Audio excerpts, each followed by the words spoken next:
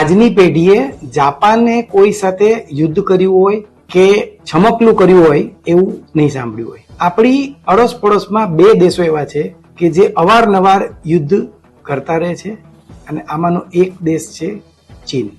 ચીને તાઇવાનના મુદ્દે જાપાનને ઉશ્કેર્યું છે અને દાયકાઓ પછી જાપાન અને ચીન વચ્ચે યુદ્ધની પરિસ્થિતિ આવવા માંડી છે.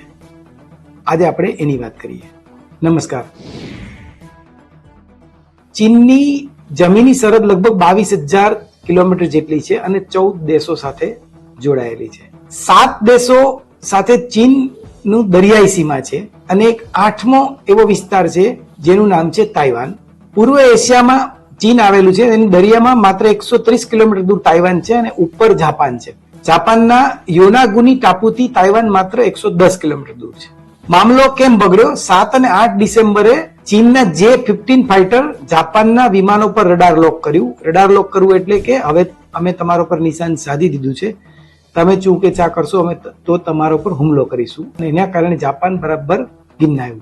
જાપાનના વડાપ્રધાન સના તાકાઇચીએ એવું કહી દીધું કે તાઇવાન પર હુમલો એ જાપાન માટે અસ્તિત્વના જોખમ સમાન છે.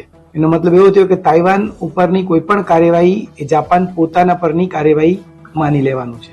જાપાન જતી ફ્લાઇટ કેન્સલ કરી છે ચીને. સી ફૂડ પર પ્રતિબંધ લગાવી દીધો છે અને જાપાની ફિલ્મો પર પણ રોક લગાવી દીધી છે.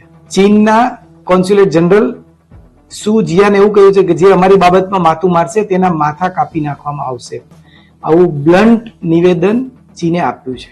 આ ઘટના બની ત્યારે ચીને પણ ડોનાલ્ડ ટ્રમ્પનો સંપર્ક કર્યો, ટ્રમ્પે જાપાનનો સંપર્ક કર્યો. શાંતિ રાખવા માટે ટ્રમ્પે પ્રયત્ન કર્યો પણ જાપાને આ મામલે ચોખ્ખું કહી દીધું કે અમે આ મામલે કોઈ કોમ્પ્રોમાઇઝ નહીં કરી શકીએ. 9મી ડિસેમ્બરે હકીકતે રશિયા અને ચીનના લગભગ 100 બોમ્બર્સ જાપાનની ફરતે સંયુક્ત ઉડાન ભરી હતી અને જાપાનની ઇતિહાસમાં લગભગ એક જ દિવસમાં આ સૌથી મોટી એની એર સ્પેસમાં મોટી ઘૂસણખોરી કરી. જાપાનને આખો વિડિયો જોવા માટે ડાઉનલોડ કરો દિવ્ય ભાસ્કર એપ.